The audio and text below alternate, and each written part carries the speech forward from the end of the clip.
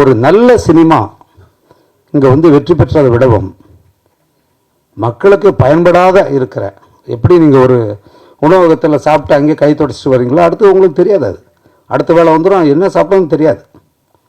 அப்படிப்பட்ட படங்கள் தான் இங்கே மக்களுடைய பணத்தை பிடிங்கிருக்கு. அதில் தான் உங்களோட நேரத்தை தொலைச்சிருக்கீங்க. அப்படிப்பட்ட படங்கள் தான் கொண்டாடப்படுது.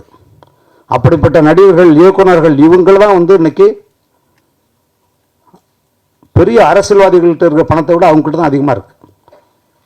அண்ணன் ஒன்று சொன்னார், சொல்லுவார்னு நினச்சேன், அது வேற எங்கேயோ ஓட்டார்.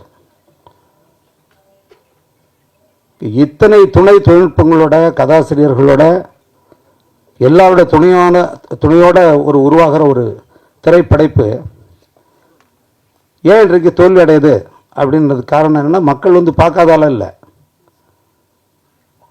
அப்படிப்பட்ட படைப்புகள் இல்லாதால தான். அந்த படைப்புகள் மக்கள்கிட்ட போய் சென்றடையாததுக்கு காரணம் இந்த ஊடகங்கள் தான்.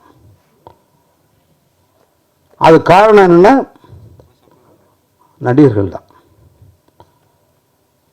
நடிகர்கள்னா என்னன்னா, ஒரு 4-5 நடிகர்கள் 8 நடிகர்கள் இருக்காங்கன்னா அவங்க விரும்புகிற படம் தான் அங்கே படம் வரும். அப்போ அவங்க தான் முடிவு செய்கிறாங்க. கதையெல்லாம் தேவை கிடையாது, ஒன்றும் கிடையாது. நீங்கள் எல்லோரும் தான் பார்க்குறீங்க, எதுக்கு கேமரா தூக்கிட்டு ஓடுறீங்க? காலைல 3 மணிக்கு காட்சி போடுறீங்க, அந்த சினிமாவை போய் காட்டுக்கிட்டு இருக்கீங்க, மக்கள் கருத்துன்னு கொண்டாடுறீங்க. ஒரு நல்ல சினிமா யாராவது போய் எடுத்துருக்கீங்களா? நீங்கள் அவங்களோட கருத்தை கேட்டுருக்கீங்களா? அந்த படத்தில் என்ன இருக்குன்ட்டு போகிறீங்க நீங்கள்?